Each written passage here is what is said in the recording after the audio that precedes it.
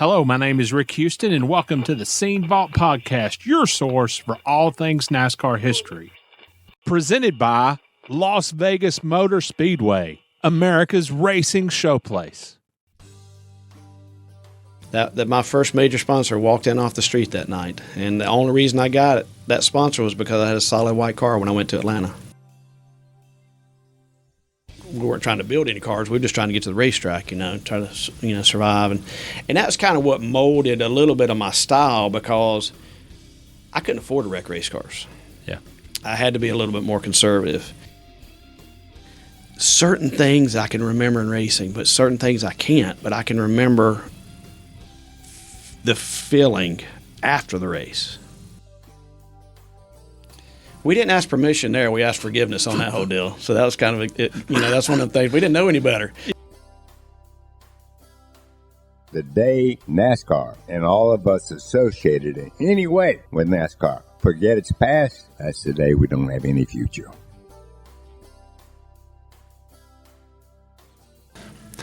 Well, Jason, first of all, I feel a little uncomfortable talking to you like this, because usually when we talk, we've got plates of Chinese food between us. I don't know that I ever go to a Chinese place now, a restaurant now, and open a fortune cookie and think of it the same way as we did several times. So certain things kind of stick with you, and that's one that definitely sticks with me. So how did you first get involved in racing? I would assume there at Greenville Pickens?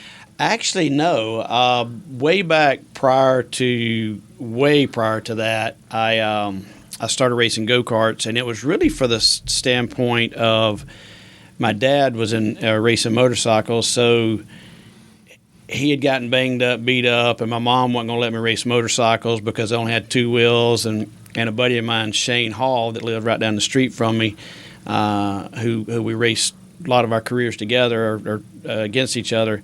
His dad had bought him a go-kart, and my dad was like, well, let's try that. And it really just snowballed from there. I've been asked a lot of times through my career, and even after it's been over, how do you start? How did you get into it, or what's the avenue to get into it? It's a little different now than it was back then because of the changes in the sport. But back then you had to make your own way, and I was fortunate enough to have my dad's support and in the go-kart days. And a lot of people think that my stock car career started at Greenville Pickens, as you just mentioned. Yeah. But Blackwell, who promoted Greenville, who owned Greenville, he was very particular on his rules. So my dad wanted to travel. He didn't want to be stuck to one racetrack or another. So we chose to race at Anderson Speedway on Friday nights and down at Lanier, Georgia on Saturday nights, because those type cars you could go and race the old All-American Challenge Series. So when the series came close to us, we would go and race a few races there instead of, if you raced at Greenville, you could only race at Greenville and up at Asheville. And that's why people like Randy Porter and those guys, they ran at those two tracks, different ones. It was just a different mindset that my dad had. My dad said, if you're going to go and progress yourself, you can't just be good at one style racetrack or one. So that's why, man, I remember going to a few of those tracks, and I was way over my head. And you just make it work. And as a matter of fact, for Christmas last year, my dad found a video of us racing at Volusia County on the dirt down, and I had to have been 15 or 16, and I remember going down there and unloading with Freddie Smith and these guys, and just all the big guys, even Jeff Purvis and all back then. I looked up to so much in the dirt. So it was just really I loved it, and I had an interest in it, but it was really just following my dad and what he wanted to do, but when it became time, the big money series and stuff, he basically said, I was on my own, and he followed me ever since, so it was good. You mentioned Shane Hall. Of course, he drove in the Busch Series for several years. You two grew up together, did a story on you two, and I remember the main story from that article that I wrote. You two were in your dad's Cadillac and trying to see who could drive it backwards the fastest? That's almost right, but yes. Don't let the facts get in the way of a good story. You know me. That's all. Yes, all the facts are there. Yeah, but it was Shane's dad's car. Okay, and I was actually he was backing. We lived about I'll say about a half mile apart, and he lived down at the end of a gravel road, and I was actually going forward. And he and another buddy of mine were backing, trying to back all the way to his house, and the outcome for them didn't end up well. That's for sure. You know, he backed it into a tree, came over the last big hill towards his house, and so we go way back with some stories. I can tell you that right now. So it's a lot of fun. And he and I are still buddies now. We try to see each other every Wednesday afternoon. We play golf, and we swing golf clubs. I shouldn't say play golf. After my 3 elbow surgeries and all, there's not a lot of golf being played. But we still try to catch up and talk several times a week. So it's, we were real close before we raced and through racing. And then all of a sudden, now we're still pretty tight. So it's nice. How competitive were you? Very. He still talks about several of the go-kart races back when we were racing in Columbia and down at Darlington and all. He says I took a couple away from him. I don't remember those, but I guess they were more. Well, of course important. You don't. I got the trophy to show. Yeah. No, he still. When he talks about his accomplishments, there's a couple of asterisks because he'll say, well, if Keller didn't take this away from me, I would have this, So, and we all have those in our career, but it's fun when I kind of laugh about it, and he laughs about it to my face, but I don't think he laughs about it when he goes to sleep at night. I don't know if he laughs about it, but no, we're still real tight. At what point did you feel ready to take on the Busch Series? Because there for a few years you do a race or two, and then you do 10 races, 12 races, or whatever. At what point did you feel ready to make that move to the Busch Series? My years are probably going. You're probably going to have to correct me on my years now, Rick. When we came in, we had been running, like you said, a handful of races here or there, but we were really we were winning races, and I won't say making our money, but we were making our tire money running all-pro races and All-American Challenge Series races back then, and winning some races. And when Pop came to us, and I had Steve Addington at the time, and one other guy. I think that's when I had David Moyer as well. I had two of them there, and we had X amount of budget to race that year. And if I'm not mistaken, it was 94. I'm pretty sure it was 94. Well, you did 12 races in 93. Right. And then I think 94, isn't that when you got the budget gourmet deal? That is it. And we were we had enough budget to race about 12 to 14 races, possibly 15, depending on how things went, as we did in 93. And Pop came to us and said, well, do you want to race the first part of the season or spread it out, or what do we want to do?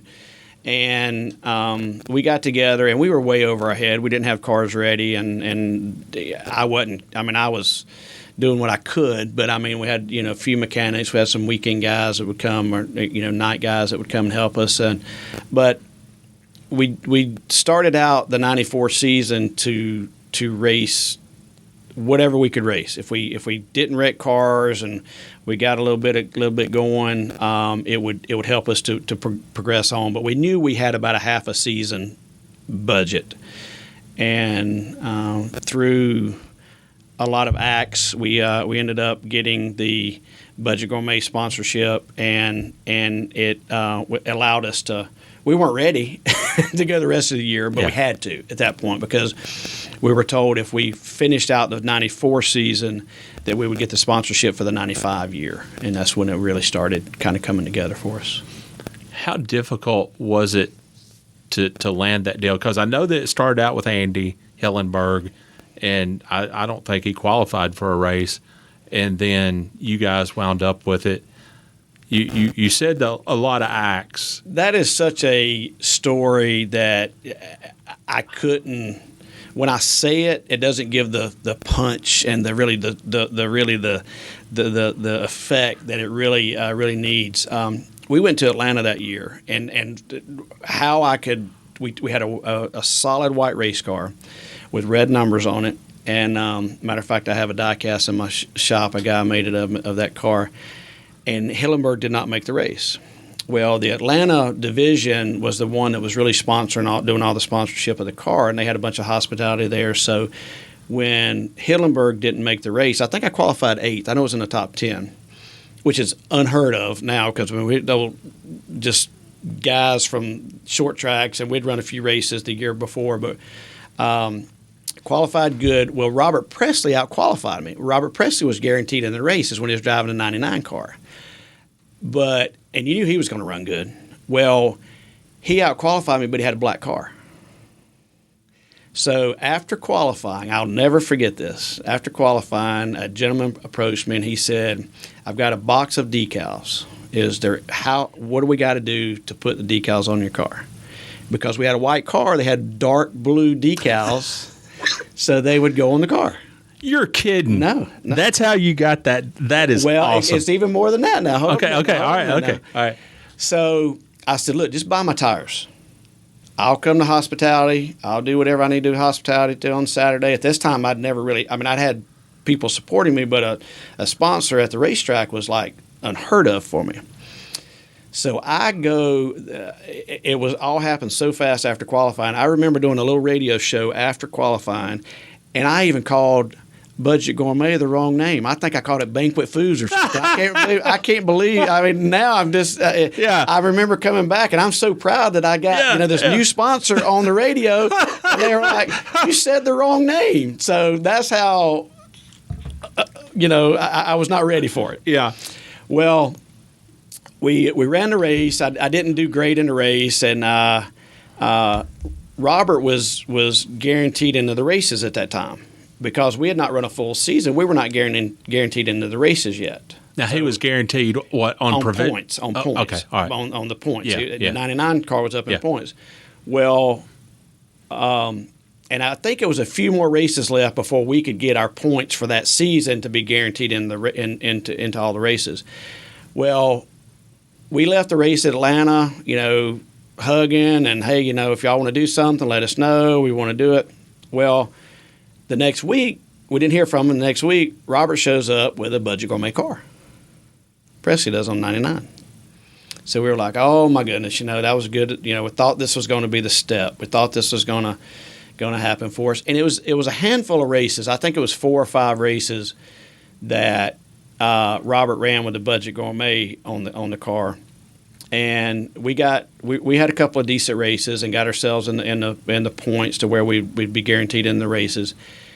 And I can't remember the race we were going to. I think it was possibly New Hampshire, but I don't hold me to that. We were at the shop one night about 9:00, and the phone rang. It was myself and Addington. And I'm pretty sure David Moyer was there working with us as well. And I answered the phone and said, hey, is Steve Addington around? Can we speak to Steve? And I said, sure, he's right here under the car. Steve got off the phone while I was working on the back bench where the phone was, and I heard Steve go, well, that was Jason that answered the phone. He's right here in the shop. I guess they assumed, well, it was Terry Dunnigan from Budget Gourmet. And looking at Budget Gourmet or Banquet Foods? Well, both. At that time, it was both. At that time, I knew it. Budget Gourmet. Yeah, okay, so, all right, gotcha. Well, they were from Atlanta, had gone to Charlotte. Their deal had kind of gone south with Andy, so they had fixed all that. They were driving back through Greenville and wanted to stop and talk to us. Talk to me about running, and I think it was about half the season left now. That's vague numbers. Well, Steve hangs up the phone. He said, well, that's the guys from Budget Gourmet. They're right on 85. They want to come by the shop and talk to us. So back then when you heard that sponsors walked in off the street, that one did. It walked back in. It was about 9 or 10 there. We did the deal. At night? At night. And I said, man, I can't remember what I said. You pay me X amount of money just to get me to the races and promise me the deal for next year. You know, we're good. Get me some uniforms. I like for my guys to look good. And decal my truck. Would you do that? Can we? Yeah, we got a little bit of budget over here. We can do that. At that time, you know, I was wanting to be, you know, look big time. You know, we were this little race team from. Well, you drove a hard bargain. I'm like, man, so we did that. Well, I remember when they left, I called my wife. Well, she was the only one working. She was a dental hygienist, and she was working, so she was asleep. And I woke her up, and at that time it was a landline, believe it or not, you know. And I called her and I said, "You're not going to believe this, but we've got a sponsor for the rest of the year."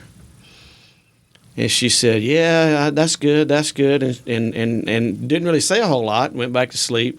I called my dad and said, you know, hey, we're going to run the rest of the year, and you know, this is kind of what we were hoping for, that we could get some sponsorship the rest of the year. And I can remember going home about 2 or 3 o'clock in the morning from the shop, and didn't live 5 minutes away, and Deb woke me up before she went to work, and she said, was I dreaming that? And I said, no, it's true. It's true. And that's kind of the way it just started from there. And when you hear those stories about, you know, the sponsors walking in and making it work, and that's what I see so much different now. You got these younger drivers coming in, and they weren't having to, you know, I was very fortunate to have my dad and my family support, or I wouldn't have been able to be even in that position to take advantage of the sponsorship.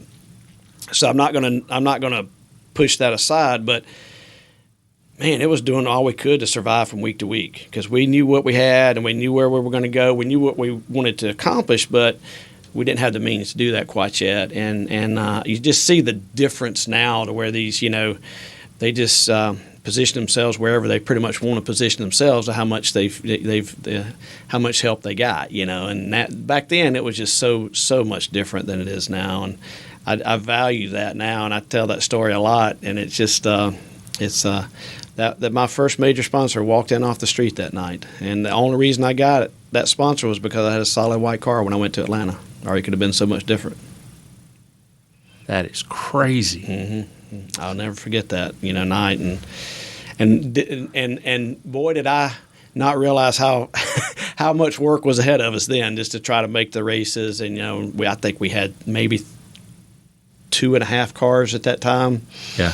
And my guys were trying to do everything we could to just to get to the racetrack. Besides, you know, we weren't trying to build any cars. We were just trying to get to the racetrack, you know, try to, you know, survive. And that was kind of what molded a little bit of my style, because I couldn't afford to wreck race cars. Yeah. I had to be a little bit more conservative. I didn't have this go out and, you know, win at any cost, you know, because if I could finish, you know, 5th or 6th and have my race car, I knew I could go. My guys, we were able to get ahead a little bit, and we could, you know, progress. So I think that's what really kind of molded my whole style through my career. And I don't, you know, say that that's a bad thing. That's just kind of the way it was. Yeah. So you go the next year, and you are getting fairly competitive, and then you go to IRP. Yeah. 1995. We had at that time we were real close with Mike Laughlin, who recently passed, and unfortunately I hate to hear that. But and Laughlin had tried to develop a new style front end, and I didn't race a lot at Greenville Pickens, but I rented the racetrack about every week when we got this new style front end. And it was a flat track, and it was real similar to IRP and some of the tracks we were going to. And I'll give Steve Addington this. I didn't give Steve Addington probably the credit that I should have early on, because he really developed a lot of that style front end. Him and then Ronnie Silver, who came in and helped us some, and really just where we were able to get a lot of speed out of that car. So I knew going to IRP we were going to be pretty good. I felt pretty confident about it. And then we were able to go up there and win in the middle of the night. Nobody knew about it, you know, a rain delay, and I can remember it just certain things I can remember in racing, but certain things I can't. But I can remember the feeling after the race. Almost like for my eyes, I never really looked at Cup or looked at any other thing. These are a bunch of guys that, man, we just won a race. We just won this major race. And it was so rewarding. And my dad was in victory lane with me, and Deb was in victory lane with me. And actually, we found out the next week that we were expecting our son. So he was actually in victory lane, but he wasn't born yet. So, really? Yeah. So we found out the next week. So there's all kind of little nuances there. And found out the next week at Michigan that she was expecting. So when you won that race, you hear other Busch guys from that era talking about they win a race and they start getting phone calls. Did you get phone calls? Got a phone call that week. Really? Got a phone call that week. I did. But I was so personally tied to my race team, it was harder for me to up and focus on something else. And so I pushed those phone calls off a little bit, and then I got a phone call from Mike Hill on the 27 car, Hooters at the time, and he said, "Let's just can we bring the car to? They're going to Martinsville that weekend. Can we bring the car down to get down to Greenville and just shake it down? If you don't like it, no harm, no foul." They were wanting me to drive it, and I said, "Well, let's try it." We went to Greenville, and I'm talking about, man, we were fast. I mean, we were fast. And at that time, I didn't know how to manage my sponsorship stuff. My, Chevrolet wasn't giving a lot at the time, or Buick at that time wasn't giving a lot to help to the smaller teams, different things. So it was actually that was the 9-to-1 stuff. So it was Chevrolet, and it was a Ford in the Cup Series. So I'm just trying to get everything I could from my team, and the reps got the Chevrolet reps got wind that I was going to go drive a Ford, and they sent a bunch of motor parts and a bunch of parts that I had never seen before. And it may have, I don't know what the value of it was. It was irrelevant, but I'm like, man, I'm getting stuff from my team. So I chose not to drive that car at there that week. I try not to say I don't regret anything I did in racing, but I would love to have seen how that turned out. I'd love to have ran that one race and see how it turned out. A good friend of mine, Elton Sawyer, drove the car that week and had qualified great. And the car was fast. I mean, at Greenville, it was extremely fast. I knew he would go up there and do well. And he actually drove the car for a little while after that, and got several calls. Not a tremendous amount, but 2 or 3 more. But I was just so focused on my own team, and then the Slim Jim sponsorship came the next year, and at that time it was probably one of the most recognizable sponsors for me in the series. Yeah, because of the Labanis, and David Green had taken it. Nobody had driven that car that had not done well. And like an inexperienced management person, at the end of that 95 season, I fired Steve Addington. And it was something that had I waited 24 hours, it was one of those, all the pressure on you. And at that time, I wasn't just driving the car, expecting my son, and there's a lot of things going on. I got to keep this thing going. And I made some decisions that were not really thought out decisions, looking back, and that was one of them. Because I felt like we could have probably gone into the next year with the Slim Jim sponsorship, and probably done okay with it. But that was all kind of snowballing at that time, and at the time I didn't really know it. So. Speaking of Steve, I remember at Bristol, the night race, I think 95. Where you guys came out on pit road with these air packs on everybody's back. How did that come about?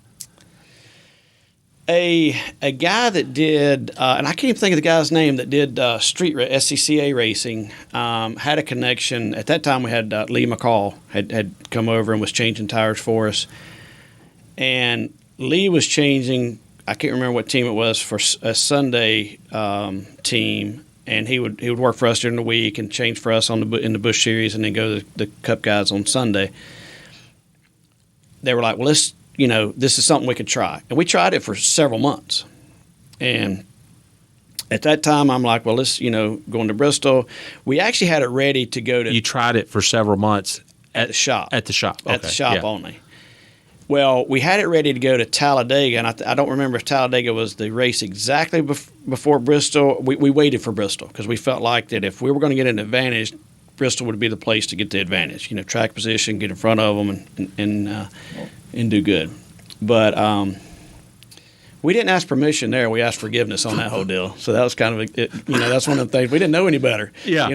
And at that time, the way the rule was written was you had to have an air tank, it had to have a hose, and it had to be attached to a gun.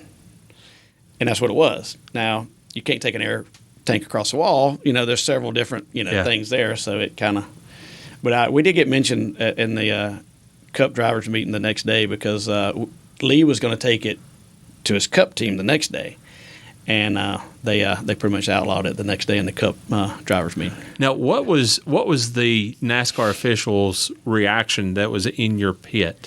I really don't. I really see. I'm on the racetrack there again, so I'm trying to manage the ignorance situation. is bliss. Yeah, I'm just like when I came in and had to got called to the truck. I'm like, we're all in this together, but I wasn't together with them. At that time. So it got pretty heated, I think, in the pits. But at that time, I don't think that nobody really expected a lot from us because I don't think we had a NASCAR official assign it directly to us. They're kind of 4 or 5 or whatever because it was one of those things. The bits and pieces I got of the story that was sort of after the fact, and I think TV was the one that really busted us because I don't really feel like that the official knew really what was going on. I mean, at Bristol, you know as well as anybody when you come on pit road and there's 30 cars on pit road, it's like not even organized chaos, it's just chaos. So, when in doubt, blame it on the media. TV kind of really, focused in on it, and I think that's what really got us busted there. Which we're going to get busted anyway, but still.